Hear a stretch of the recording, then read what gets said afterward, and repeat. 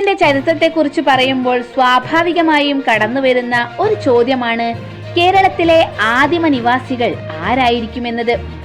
എന്തായാലും പല കാലഘട്ടത്തിന്റെയും ഓരോ വിഭാഗങ്ങളുടെയും വികാസവും മാറ്റങ്ങളും ഒക്കെ ഉൾക്കൊണ്ടുള്ള ചരിത്ര തേടലുകൾ ഒരിക്കലും തീരാത്ത ചരിത്ര വിഷയമായി എന്നെന്നും നിലനിൽക്കും.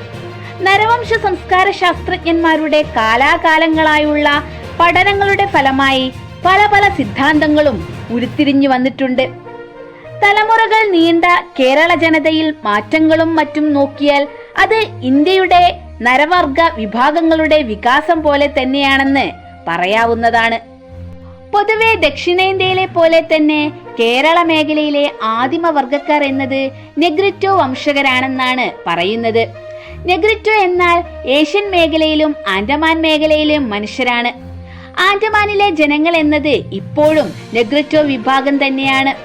മറ്റു പല രാജ്യങ്ങളിലും ഇവരെ കാണുവാനും കഴിയും.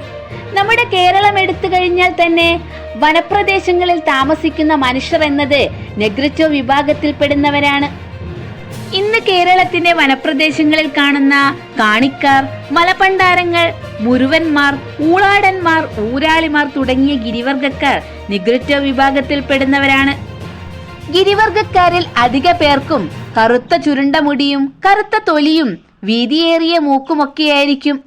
ഇത്തരം സാമ്യതകളൊക്കെ ലോകത്തെ എല്ലാ ഭാഗങ്ങളിലും ഇത്തരം വർഗക്കാരിൽ നമുക്ക് കാണാവുന്നതാണ്. അതിനുശേഷം നീണ്ട തലയും പതിഞ്ഞ മൂക്കും ഇരുണ്ട നിറവുമൊക്കെയുള്ള ആസ്ട്രോൾഡു വിഭാഗത്തിൽപ്പെട്ടവർ കേരളത്തിൽ സ്ഥാനമുറപ്പിച്ചു. ഇരുളർ, കുറിച്യർ, കരിമ്പാലന്മാർ, മലയന്മാർ തുടങ്ങിയ വിഭാഗങ്ങളൊക്കെ ആസ്ട്രോയിഡ് വിഭാഗത്തിൽപ്പെട്ടവരാണ്. ഇതേ വിഭാഗമാണ് നെൽകൃഷിയും കരിമ്പ് കൃഷിയുമൊക്കെ കേരളത്തിൽ ആരംഭമിട്ടതെന്ന് കരുതപ്പെടുന്നു. ഈ വിഭാഗങ്ങളെയൊക്കെ മാറ്റിക്കൊണ്ട് ദക്ഷിണേന്ത്യയിൽ സ്വാധീനമുറപ്പിച്ച മെഡിറ്ററേനിയൻ വർഗക്കാരായ വിഭാഗമാണ് ദ്രാവിഡ വർഗമെന്നാണ് ചരിത്രം.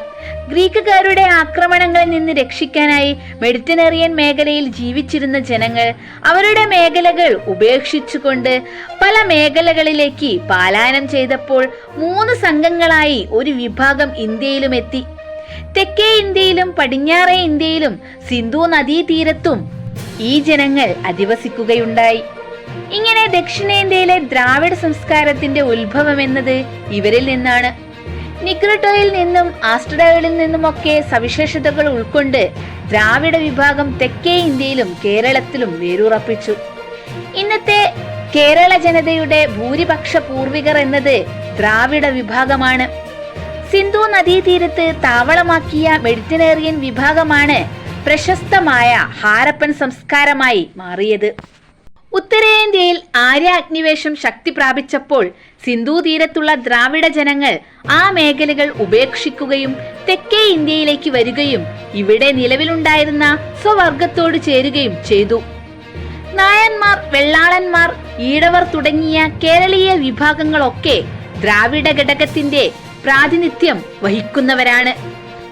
BC 200 കാലഘട്ടം മുതൽ കേരളത്തിലേക്ക് ചെറിയ തോതിൽ എത്തിത്തുടങ്ങിയ ആര്യന്മാർ കേരള ഭൂമി മേഖലയിൽ ജനവിഭാഗങ്ങളുടെ വർഗഘടനയുടെ പട്ടിക പൂർണ്ണമാക്കുകയുണ്ടായി. കേരളത്തിൽ അവസാനം വന്ന ആര്യന്മാരാണ് നമ്പൂതിരി ബ്രാഹ്മണർ. തലമുറകളിലൂടെ കേരള ജനതയുടെ വർഗമാറ്റങ്ങളുടെ ചരിത്രമാണ് ലഘുവായ രീതിയിൽ ഇവിടെ പറഞ്ഞിരിക്കുന്നത്.